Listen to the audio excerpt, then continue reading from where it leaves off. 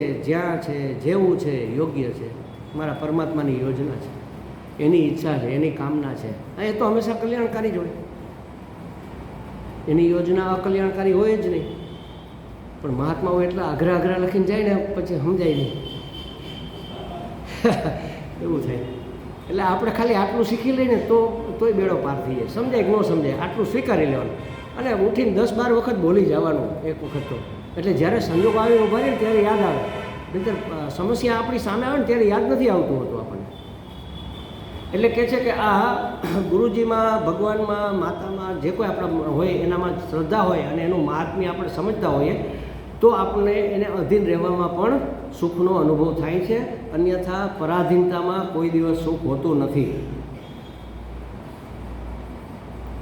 ભગવાન તો ભક્તને આધીન છે. સમજો, વિચાર કરો. આપણે તો ઠીક, ભગવાન તો ભક્તને પરાધીન. ભક્ત ખવડાવે તો ભગવાન ખાય, ભક્ત સુવડાવે તો ભગવાન સૂવે. અને ખરેખર જો એમ છે, ખોટી વાત નહીં.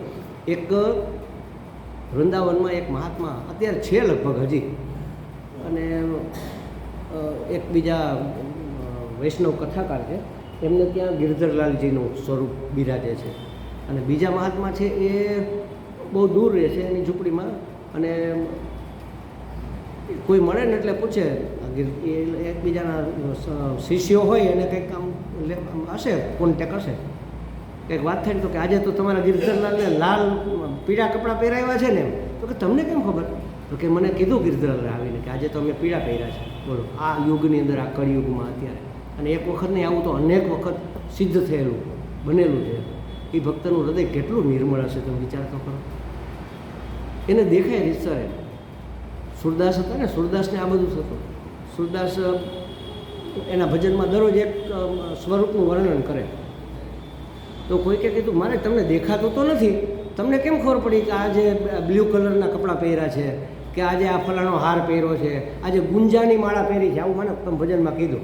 તો તમને કેમ ખબર ગુંજાની માળા પહેરી છે? તો કે મને તો ખબર જ હોય ને, મારો પ્રશ્ન તો મારી સામે જ છે ને, ભલે મને દુનિયા નથી દેખાતી, ભગવાન તો દેખાય જ છે. પછી એક વખત પૂજારીને એમ થયું કે આજે છે ને મારે છેતરવા છે, આ દરરોજ ગપ્પા મારે છે ને, આજે કાંઈ નથી પહેરાવવું, ખાલી એક પેલી કોપીને પહેરાવી દીધું ભગવાનને. એ કે મહારાજ એકાદું ભજન બોલો.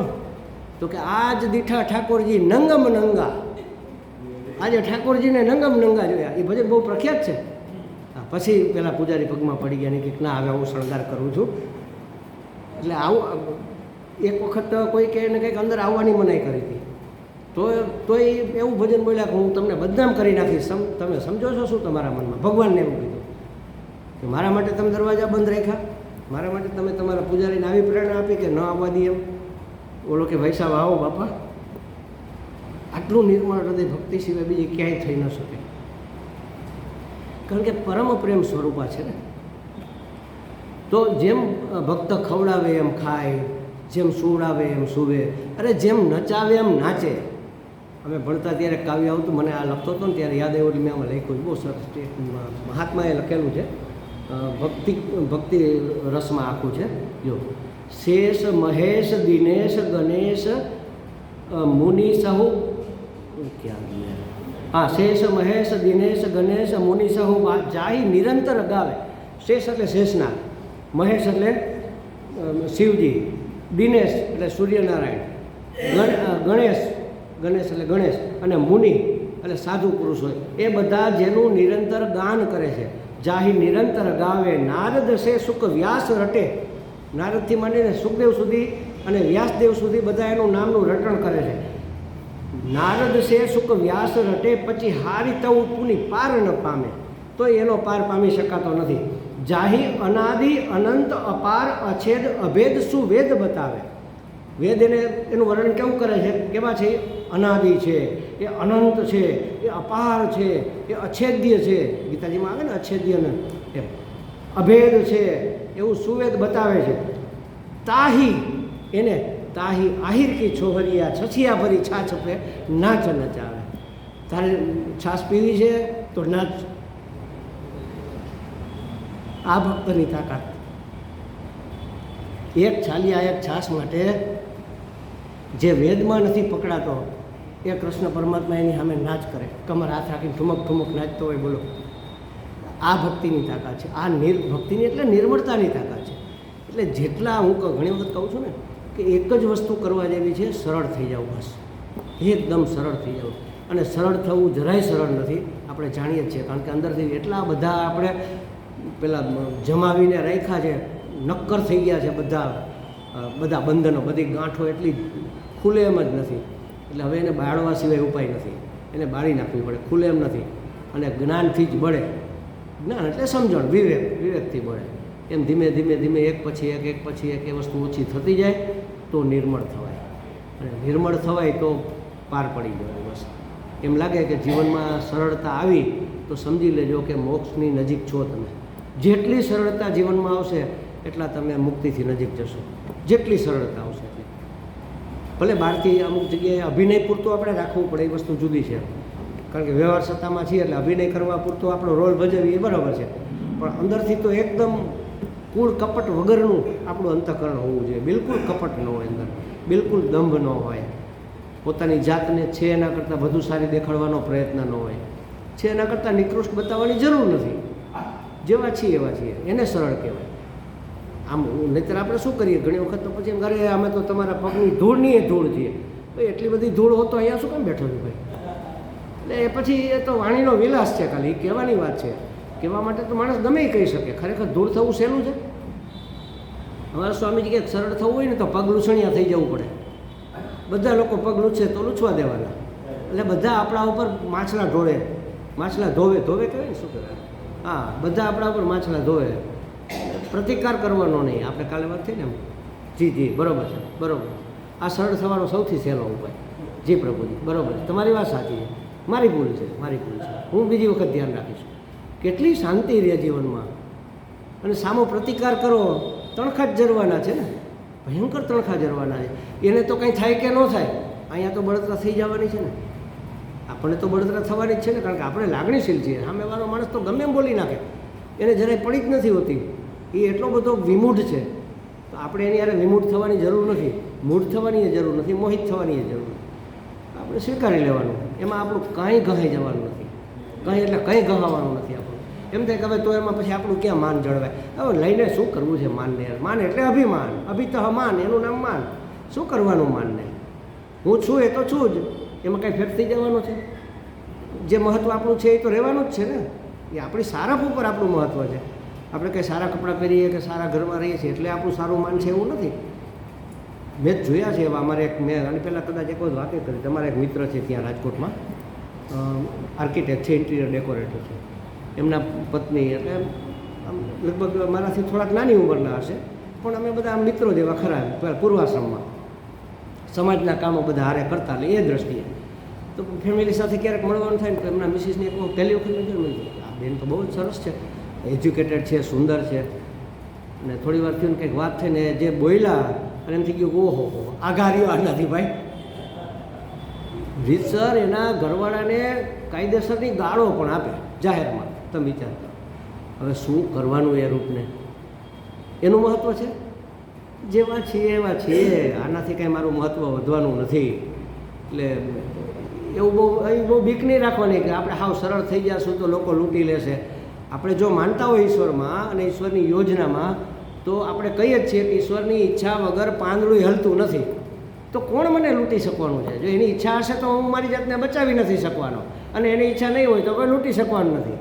તો પછી ક્યાં ચિંતા છે? ચિંતા કરે એ આફોલો બેઠો. આપણે શું કામ ચિંતા? આપણે તો ચિંતન ન કરીએ. આપણે ચિંતન કરવાનું, એ આપણી ચિંતા કરે. જો આપણે ચિંતન કરીશું તો ચોક્કસ એ આપણી ચિંતા કરશે. બોલો એક કથા સામાન્ય રીતે બધા કથાકારો કહેતા હોય ને, વાર્તાકારો બધા કહેતા હોય કે ભગવાન જમવા બેઠા હતા, અચાનક ઊભા થઈને ભાગ્યા. એટલે રૂક્ષ્મણીજી પૂછ્યું, અરે ભગવાન ક્યાં જાઓ? એને ઊભા મારા ભક્તને બહુ તકલીફ છે. દરવાજા સુધી પહોંચ્યા ને ઊભા રહી ગયા. ઊભા રહીને પછી પાછા આવીને જમવા બેસી ગયા. એટલે કેમ શું થયું? તો કે ભાઈ અમારો એક ભક્ત હતો, લોકો એને પથરાઓ મારતા હતા, બાળકોને બધા, મોટા ને બધા. તો મને એમ થયું કે મારે એને બચાવવા જવું પડશે. તો એ કે કેમ ન ગયા? એ કે એણે સામો પથરો ઉપાડી લીધો એટલે હવે એ લડી લેશે. એ સમર્પણ ન થયું.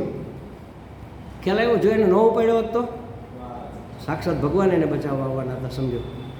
પણ એટલી ધીરજ અને એટલો ભરોસો, એટલો વિશ્વાસ, એટલી શ્રદ્ધા ટકતી નથી. તકલીફની છે.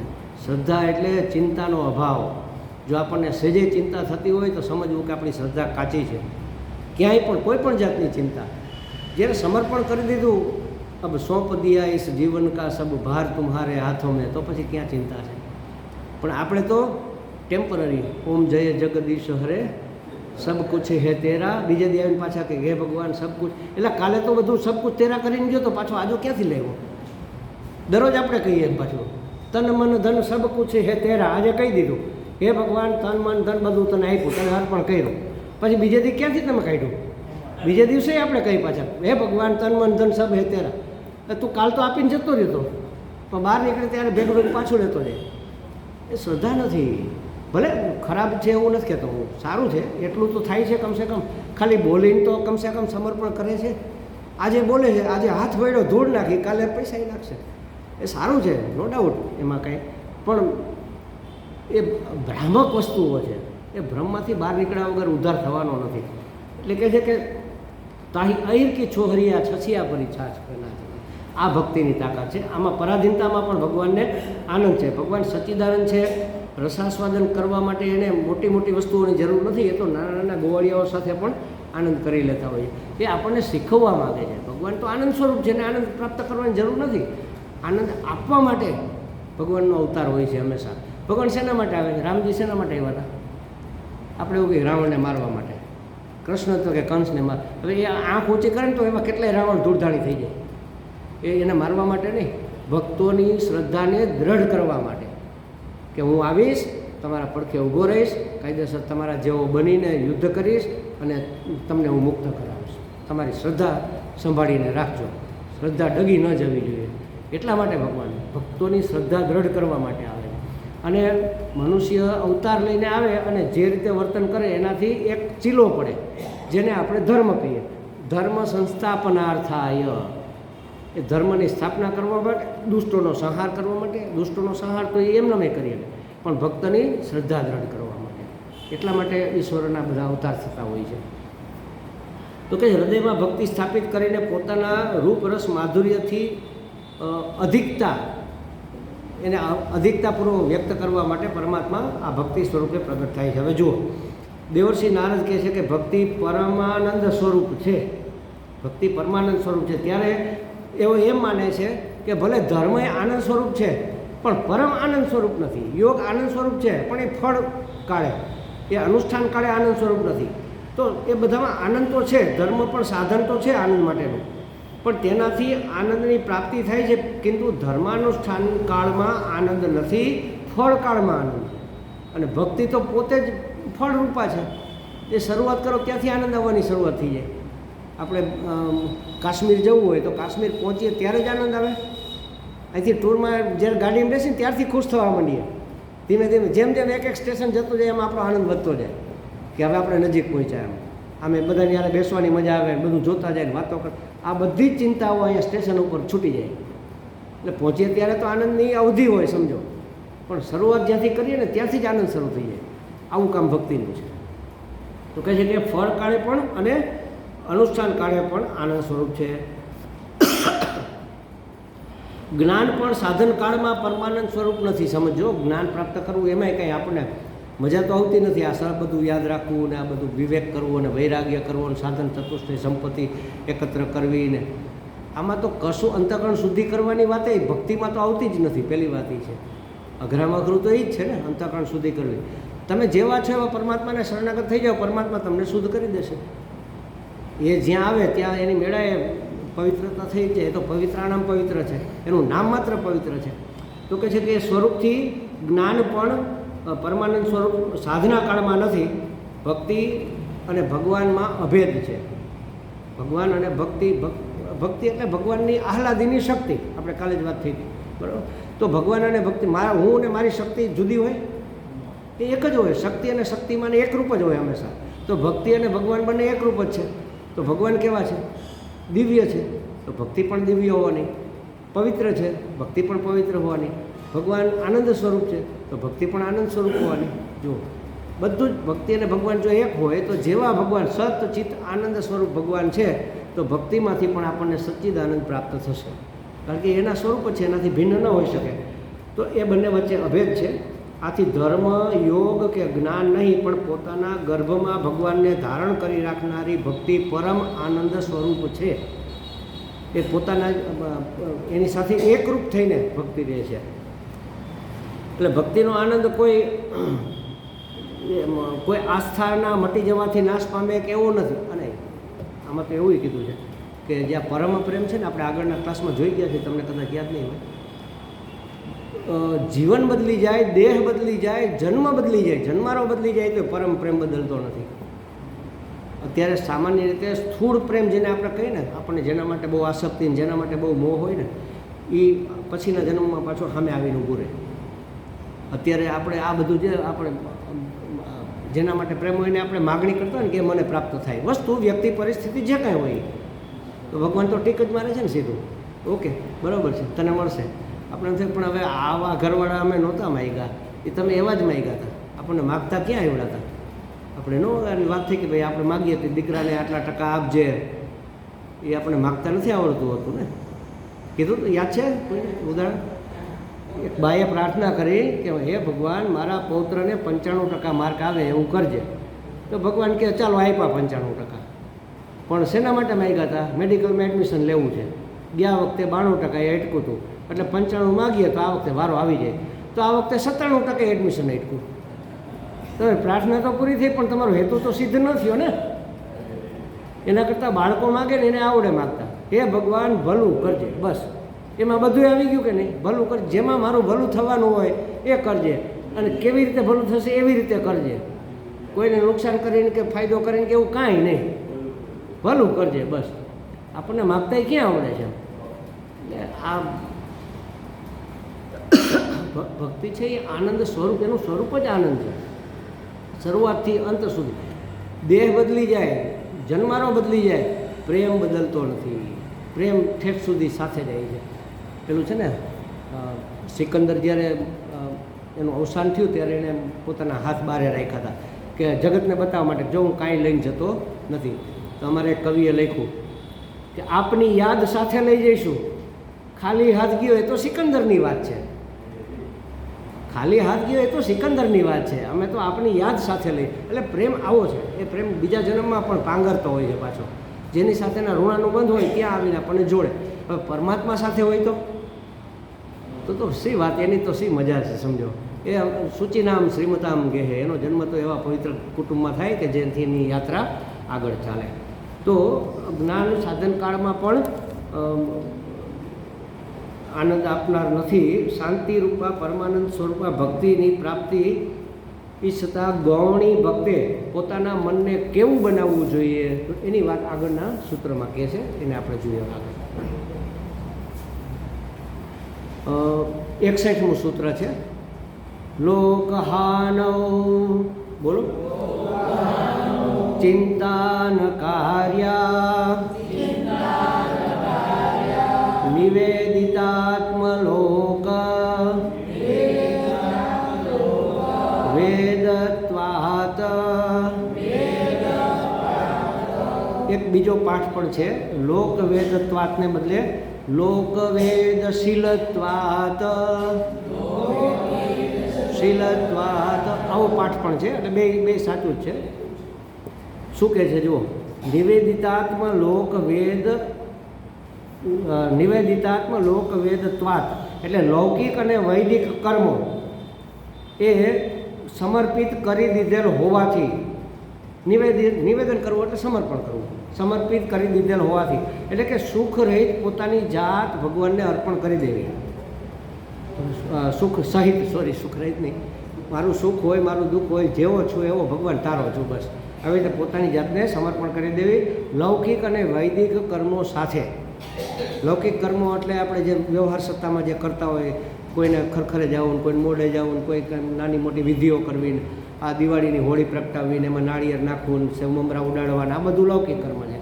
વૈદિક કર્મ જે આપણે અનુષ્ઠાનો કરીએ એ બધા વૈદિક કર્મો, મોટા મોટા જે અનુષ્ઠાનો કરીએ, ગાયત્રીનું પુરસ્ચરણ કરીએ ને, એ બધા વૈદિક કર્મો. તો લૌકિક અને વૈદિક કર્મો સુખ સહિત ભગવાનને સમર્પિત કરી દેવા, જેણે કરી દીધેલા હોવાથી તેણે લોકહાનવ, સાંસારિક હાનિમાં કોઈ ચિંતા રહેતી નથી. ચિંતા ન કાર્યા, વ્યગ્રતા કરવી જોઈએ નહીં.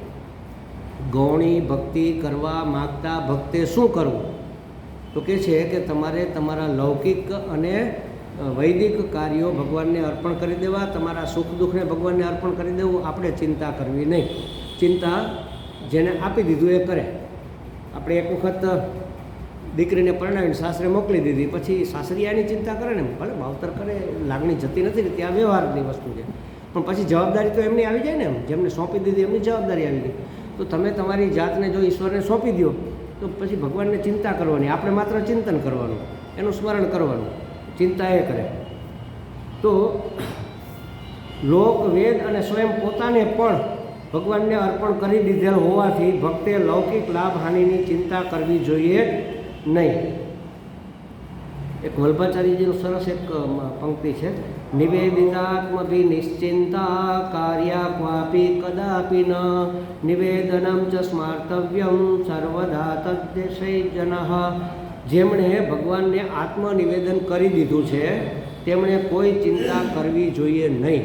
અને જો ચિંતા કરીએ તો એ આત્મસમર્પણ નથી, તો સમર્પણ કર્યું નથી. તન મન ધન સબ હે તેરા, પછી આપણે ઘેર આવીને ચિંતા કરી કે આ ક્યાં ગયું, અહીંયા મેં મૂક્યું હતું ના ફલાણું કોણે લઈ લીધું. તમે ભગવાનને તો આપીને આવ્યા, હવે શું કામ ચિંતા કરો છો? તો કહે છે કે સમર્પણને આપણે આવું થાય છે શું કામ ખબર છે?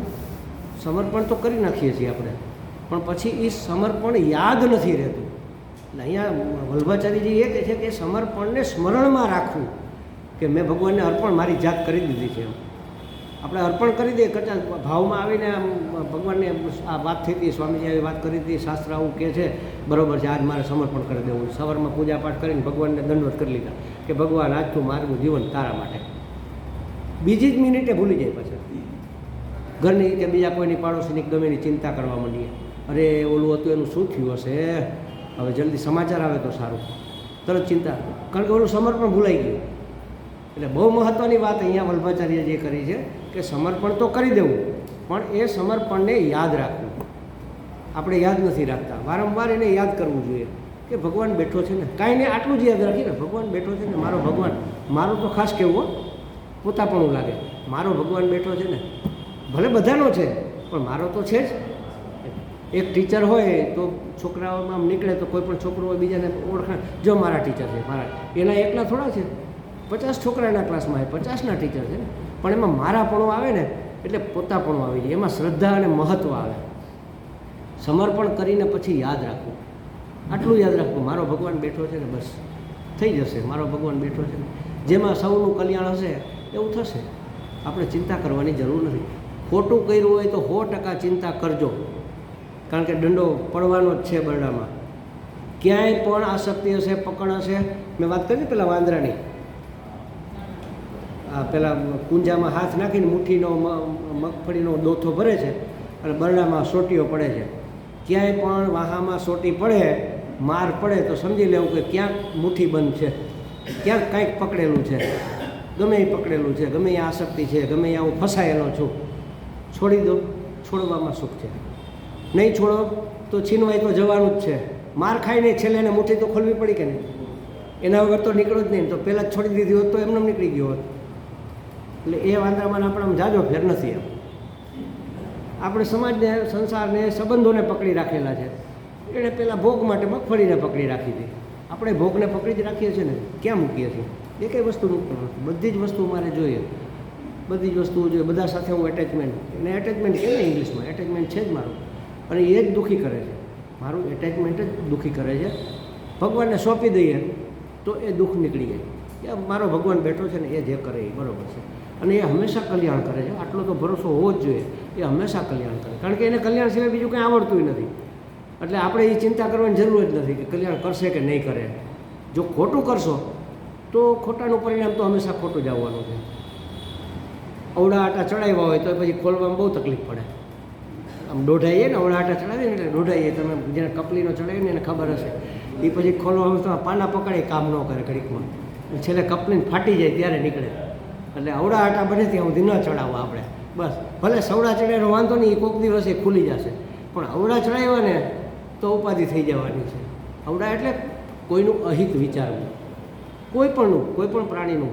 આ આપણે ઘણી વખત આવું કહેતા હોય છે ને, મને તો ખબર છે ને, પહેલાં તો હું મારા મનમાં આવું થયું, પાડોશીને કંઈક માથાકૂટ થાય ને તો આમ બીજા દિવસે આમ જોઈએ ને આ મરી જાય તો સારું. અરે ભાઈ, એ મરી જાય તો એના ઘરને કોણ સાચવશે? અને ખાસ કરીને બહેનો આવું જલ્દી બોલી જતા હોય, આ મહણીઓ મરતોય નથી. મારા એક ફૈબા હતા, એ આવું બોલતા. એક ગામના ઉતાર જેવા અમુક માણસો હોય ને, એટલે એ હાલતા ચાલતા એ ભટકાતા હોય ને કંઈક ને કંઈક માથાકૂટો કરતા હોય બધા સમાજમાં. એટલે એ અમારા ફૈબા હતા એવું કહેતા કે આ મહણીઓ મરતોય નથી. અરે મેં કીધું ફૈબા, આ મરી જાય એના ઘરનાનું શું થશે? એને કોણ સાચવશે? એ આવડા આટા છેડા કહેવાય. કોઈની ઈર્ષા કરવી, કોઈના માટે અશુભ વિચારવું અને અણહકનું લઈ લેવું, આવો વિચાર કરવો, એટલે હિંસા, ચોરી, પરિગ્રહ તો આપણે કરતા જ હોય છે. એને તો આપણે ઓલામાં ગણતા જ નથી, ખરાબ વૃત્તિમાં ગણતા જ નથી. એ તો કે ના ના, આટલું તો હોવું જોઈએ, આટલું તો આપણી પાસે હોવું જ જોઈએ. એટલો પરિગ્રહ તો હંમેશા એ સૌથી છેલ્લે છૂટશે. એની મેળે કોઈક આંચકી લેશે ને ત્યારે છૂટશે, ત્યાં સુધી નહીં છૂટે. પરિગ્રહ તો છૂટવાનું નથી. એટલે એ બધા અવળા આટા છે, કહેવાનો અર્થ એ છે. અને એ ખોલવાને થોડા અઘરા પડશે.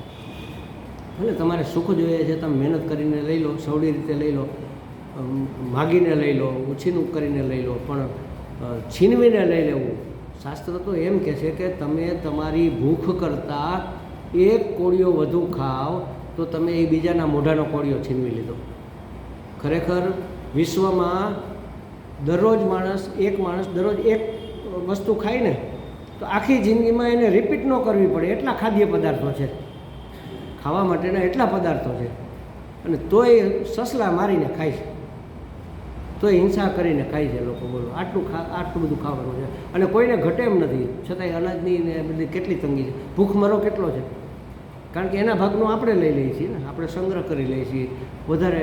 આજે તો આ ફલાણું બનાવ્યું તો આ બજારમાં એક વધારે મૂકી દો ને કંઈ વાંધો નહીં. અને આપણે ત્યાં તો પાછો કેવો સરસ રિવાજ છે, એમ આગ્રહ કરીને જમાડવાનો, આ પ્રેમ પ્રગટ કરવાનો રસ્તો છે. અને જમીએ ખરા આપણે એમ, એટલે સારી વસ્તુ છે. તો ઠીક છે, પ્રેમ છે એ કંઈ બહુ દોઢાઈ એવા આટા નથી, વાંધો નહીં એટલા પૂરતો. પણ બાકી આ બહુ કરવા જેવું નથી, એમ બહુ તકલીફ ઊભી કરે. તો કહે છે કે જ્યારે સંકટ આવે, અભાવ આવે ત્યારે શું કરવું? અને કહ્યું ચિંતા ના કરવી, પણ કોઈ સંકટ આવીને ઊભું રહીએ, કંઈ અભાવ આવીને ઊભું રહીએ તો શું કરવું?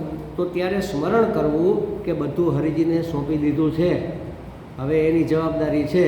અને બહુ ચિંતા થતી હોય તો જરાક એની સામે આંખ ત્રાસી કરીને જોવું કે જો ભાઈ, અમારે એક ઋષિકેશમાં આપણો આશ્રમ છે, દયાનંદ આશ્રમમાં, મુનિજી સામે ઓલું નથી આપણે ન્યૂ બ્લોક, એમાં એક ઓલા માજી રહે છે. આપણે કદાચ ગયા હતા, આપણે ગયા હતા ને, તો એ પહેલેથી જ ત્યાં રહે છે ને, હવે હા વૃદ્ધ થઈ ગયા અને આખી સિસ્ટમ બદલી ગઈ. ઓલા બધા કામ કરનારા લોકો બધા ધીમે ધીમે નિવૃત્ત થાય, નવા આવે. એટલે હવે માજીને કંઈ બહુ એટલું મળે નહીં એને મહત્ત્વ. એટલે હું જાઉં ને તો મને રોકે, એ સ્વામીજી અહીંયા આવો. એટલે હિન્દીમાં બોલે. એટલે હું જાઉં, શું છે માજી? આ વખતે મને ગયા વખતે ગયો ત્યારે બિચારા રડવા માંડ્યા. અરે એ કે મારી સામે તો કોઈ ધ્યાન જ નથી આપતું, મારી તો કોઈ વાત જ નથી સાંભળતું. ને મેં કીધું આ માજીને મારે બીજું શું કહેવું? કાં એની હારે હું નિંદામાં ભળી જાઉં તો થાય કે આ માજી, આ લોકો બધા આવા નકામા થઈ ગયા છે, હવે જમાનો જ બગડી ગયો. આવું જ કહેવું પડે, બીજું કંઈ થાય નહીં. એવું બને ત્યાં હું ન કહું. એટલે મેં કીધું મારી વાત તમારી સાચી છે, પણ હવે એ લોકોની જવાબદારી વધી ગઈ હશે, એ લોકોને સમય નહીં મળતો હોય. ના સ્વામીજી નવરા આટા મારતા હોય તોય મારી પાસે કોઈ નથી આવતું. મેં તો તમે ફરિયાદ કરો.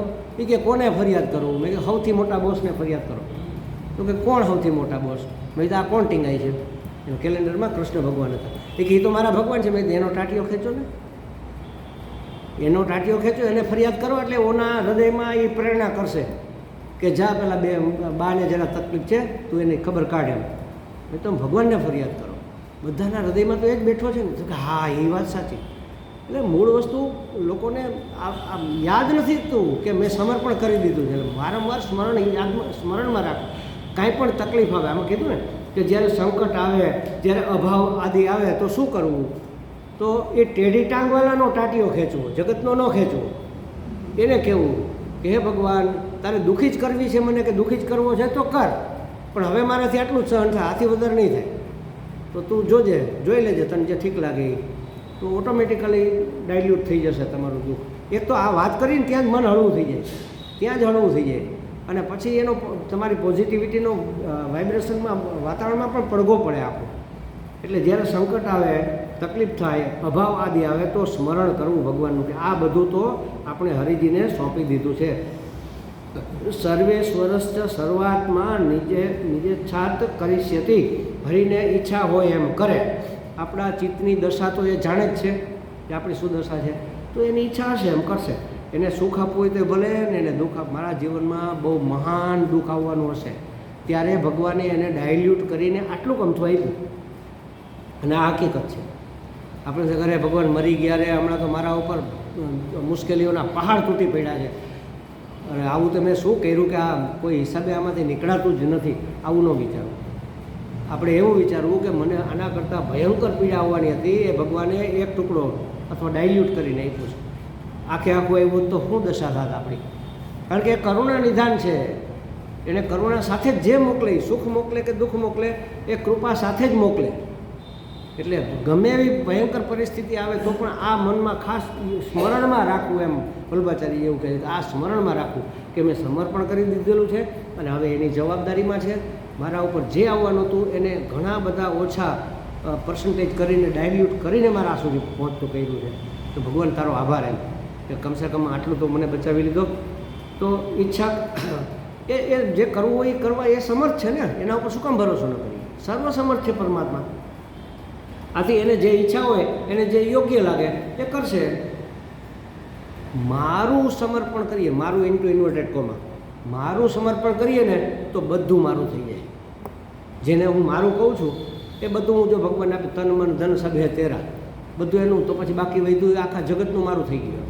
મહાત્મા આવું કે હું મારું જ્યારે મૂકું, હું પણ મૂકું ને, અહમતા ને મમતા મૂકું ને તો આખી એક ઘર છોડ્યો, આખી દુનિયાના ઘર મારા. એક પરિવાર છોડો, આ બધા તમે મારો પરિવાર થઈ ગયા કે નહીં? પહેલાં તો એક જ પરિવાર હતો ને. ક્યાંય પણ વાત થઈ તો ભાઈ અમારો એ રામદાસ પરિવાર, રામદાસ આશ્રમવાળો પરિવાર, ફલાણા આશ્રમવાળો પરિવાર, ફલાણા આ જગ્યા. મારું મૂકવું તો બધું મારું થાય. પણ આ વસ્તુ આપણને જલ્દી ગળે નથી ઉતરતી, કારણ કે છોડવું ગમતું નથી ને. અને એમાં આપણને અસલામતી લાગે છે કે પછી મારું શું થશે, એ છૂટી જશે તો મારું શું થશે, પછી મારું કોણ એમ. પણ સૌ જેના છે એ મારો છે, પછી ચિંતા ક્યાં કરવાની આવે? પછી ચિંતન જ કરવાનું આવે. તો કહે છે કે ભગવાનના સંબંધો તો બધા સાથે છે, અમુક સાથે હોય ને અમુક સાથે ન હોય ને એવું તો છે જ નહીં. ત્યારે તેઓ એકની પાસે, આ બહુ સરસ વસ્તુ છે. જો આપણે બધા જ ભગવાનના બાળકો છીએ. હવે મારા ખિસ્સામાંથી આ વસ્તુ અહીંથી કાઢી અને આ બાજુ આ ખિસ્સામાં મૂકું તો મારું કંઈ લૂંટાઈ ગયું? આખી દુનિયા ભગવાનની હોય તો એક વ્યક્તિ પાસેથી લઈને બીજાને આપે તો એમાં શું મારું લૂંટાઈ જવાનું છે? ભગવાનનું જ હતું ને, ભગવાને લઈ લીધું ને. એક મહાત્મા હતા, એનો જુવાન દીકરો ગુજરી ગયો. તો કોઈ તો પૂછ્યું કાલે કેમ દેખાણા નહીં? ના, કાલે